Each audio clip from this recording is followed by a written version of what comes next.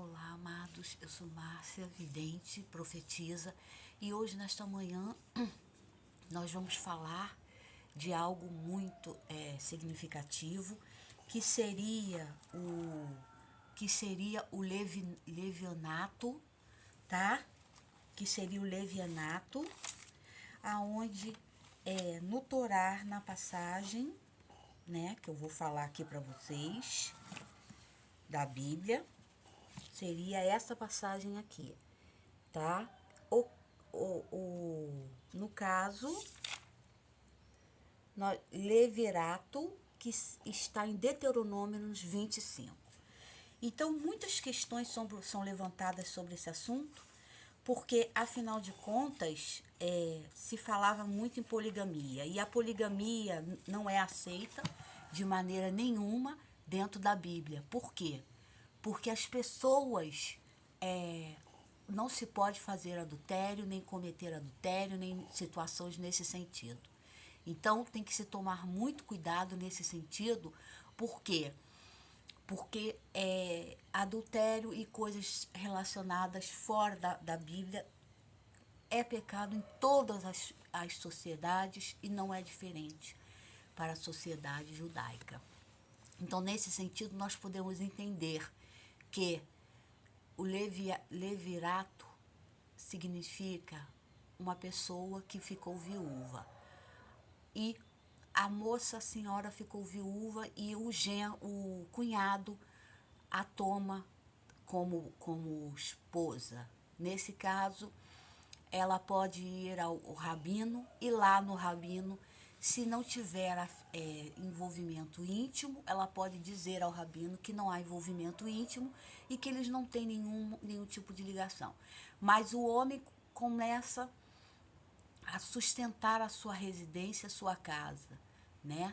E ela não pode ter nenhum outro tipo de homem, não pode ter nenhum outro tipo de parceiro, a não ser o seu cunhado. Então ela sustenta. Essa foi uma grande saída para a sociedade se manter de pé, ou seja, o clã se manter de pé.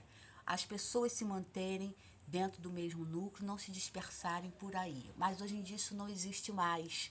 E as pessoas ganham suas vidas, acabam fazendo seus trabalhos e suas coisas, investindo em outras situações. A mulher não fica mais numa posição submissa de ser escolhida. E muitas vezes, claro, se for afetivamente, não há escolha. A escolha é o coração e as sensações emocionais. Mas nós entendemos, amados, que essa questão é muito importante, porque há uma divergência muito grande entre poligamia, situações onde a pessoa tem vários casamentos, e isso não pode ser feito. O adultério não pode ser feito dentro da Constituição judaica, né? O adultério. Então, não amarrarás a boca do boi quando este estiver debulhando. Quando alguns irmãos e pais morrerem e morrer um deles e não tiver filhos, a mulher do defunto não se casa com um homem estranho de fora. Então, isso aí tem que ser dentro da comunidade. Dentro da comunidade, as pessoas podem fazer suas situações e suas libações, né? O gatinho aqui, as situações e suas libações e não terem problema nenhum. Então, isso tudo está dentro de um ritual de aceitação, mas também um ritual espiritual, aonde se faz o leviato, né? De assumir aquela família. E é muito importante, porque senão morreriam todos. Então, é importante por causa do êxodo. O êxodo deu grande influência para as pessoas e deu grande fundamento a nível de sociedade. Então, isso foi a primeira sociedade, a 5.785 anos que nós estamos, né? Por estar vindo aí em outubro. E essa sensação é passada para todos, ou seja, a sensação de que as coisas realmente tornaram-se importantes e são preservadas até hoje. Então, a preservação, a primeira sociedade, uma das primeiras sociedades neolíticas, praticamente, é a sociedade judaica, aonde todos se reuniram para defender um único segmento ou um único pensamento de sobrevivência. Então, a coisa mais importante aqui no Levianato é o sentido de sobrevivência.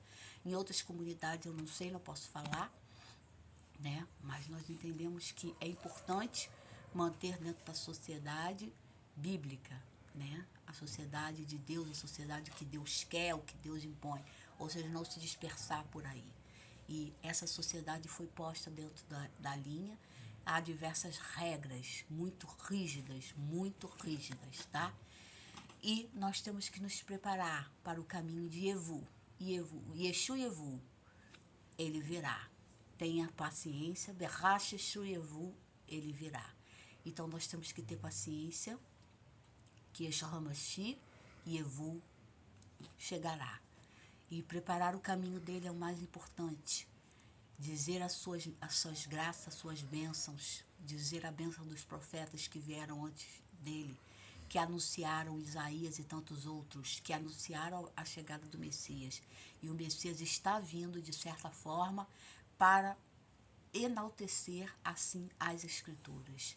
E nós não podemos nos meter nessa guerra, porque Deus matará. Somente Deus matará, tá bom? Obrigada, eu sou Márcia, vidente e profetisa.